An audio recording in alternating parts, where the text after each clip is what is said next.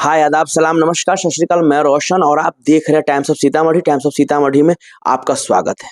जैसा कि आज महाराष्ट्र विधानसभा चुनाव प्लस यूपी के उपचुनाव प्लस झारखंड के विधानसभा चुनाव, फाइनली ये तीनों जगह वोटिंग हो गया है। अब रिजल्ट की बारी है। बाकी टीवी न्यूज वाले सबका एक से एक अब चलने लगा है। देख रहे हैं कोई सर्वे वाला एनडीए गठबंधन को जिता रहा है, तो कोई सर्वे वाला महागठबंधन को जिता रहा है, इंडिया गठबंधन को जिता रहा है।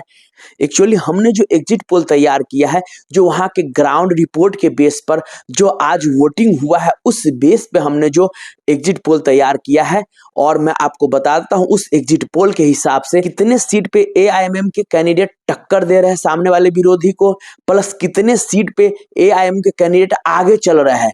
जी हाँ, तो ये मैं आपको बताने वाला हूं। पहला मैं शुरुआत कर रहा हूं औरंगाबाद ईस्ट से, जहां पे इम्तियाज जलील साहब आगे चल रहे हैं।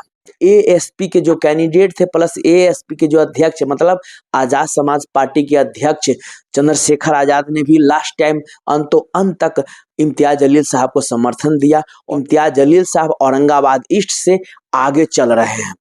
उसके बाद मैं बता दूं औरंगाबाद मध्य से, जी औरंगाबाद सेंट्रल से नासिर सिद्दीकी साहब आगे चल रहे हैं। मैं सोलापुर की बात करूं तो फारूक शाब्दी साहब आगे चल रहे हैं।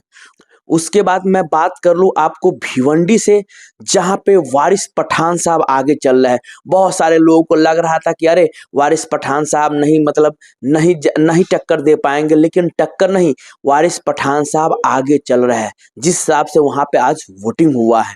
उसके बाद मैं बात करूं मानखुद शिवाजी नगर, महाराष्ट्र का सबसे चौंकाने वाला फैसला है और सबसे चौंकाने वाला रिजल्ट है।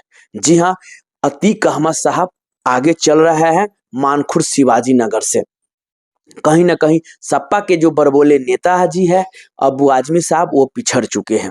जी, उसके बाद मैं बात करूं भायखला, जी हाँ, जहां पे 2014 में वारिस पठान साहब जीते थे, 2019 में हार गए, लेकिन 2024 में भायखला से फयाज अहमद खान साहब आगे चल रहे हैं। नांदेड़ साउथ से सैयद मोइन साहब आगे चल रहे हैं।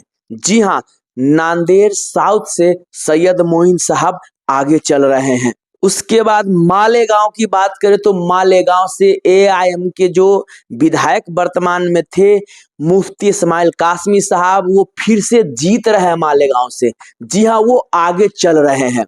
उसके बाद मैं धुले की बात करूं, धुले के जो विधायक 2019 में जीते हुए थे, वो एक बार फिर से बढ़त बनाए हुए फारूक शाह अनवर जी।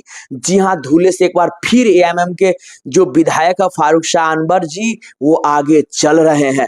अब मैं बात करूं टक्कर की, जी हाँ, अब मैं बात करूं कांटे की टक्कर, तो जो मैंने अभी 8 विधानसभा सीटें बताई है, वहां पे फाइनली एआईएमएम के जो कैंडिडेट है वो बढ़त बनाए हुए आगे चल रहे हैं।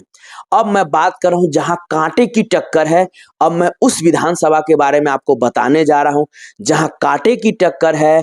वो है विधानसभा सीट करांजा। एआईएमएम के जो कैंडिडेट है मोहम्मद यूसुफ साहब, वो कांटे की टक्कर करांजा विधानसभा सीट पे दे रहे हैं। दूसरी मैं बात करूं जहां कांटे की टक्कर हो रही है, वो है कुर्ला विधानसभा में है बबीता कनाडे जी, वो कड़ी टक्कर दे रहे हैं। इसके बाद मैं बात करूं वर्सोवा की, तो वर्सोवा पे रईस लस्करिया साहब जो मुंबई के अध्यक्ष साहब है, एएमएम के जो कैंडिडेट है रईस लस्करिया साहब, वो भी कांटे की टक्कर वर्सोवा में दे रहे हैं। जी हाँ, उसके बाद मैं बात करूं आपको मुंब्रा कालवा की मैं बात करूं तो वहां पे सैफ पठान साहब कांटे की टक्कर दे रहे हैं। जी हाँ, अब मैं आपको बता रहा हूं जहां पे टक्कर हो सकता है, जो कुछ सीटें हैं वो है मिराज, वहां पे टक्कर हो सकता है। उसके बाद मैं आपको बता दूं मुर्तुजापुर, वहां पे टक्कर हो सकता है। उसके बाद कुछ और सीटें हैं जहां पे हो सकता है। खैर, तो ये रहा फाइनल एआईएमएम का जो मैंने अभी एग्जिट पोल बताया है, वो ये जो मेरा तथ्य है, जो मेरा जो रिपोर्ट आया है, मैं उस तथ्य पे आपको मैंने एग्जिट पोल बताया है। विशेष आप लोगों को क्या लगता है, सो प्लीज कमेंट करके जरूर बताइएगा।